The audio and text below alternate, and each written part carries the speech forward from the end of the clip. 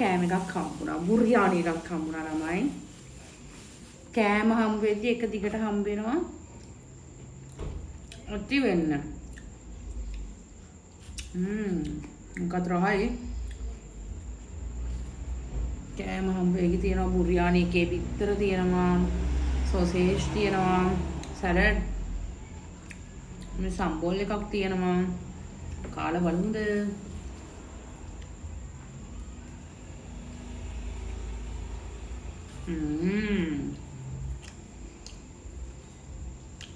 Number 5.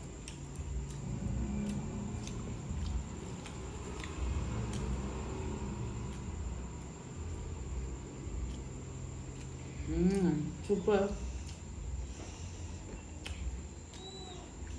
මට කෑම හම්බෙද්දි පැලෙන්න හම්බ වෙනවා.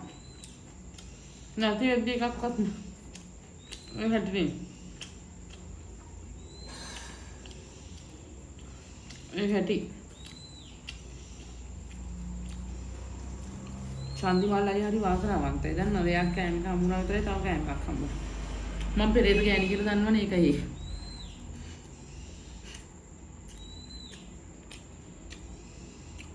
හරි රසයි.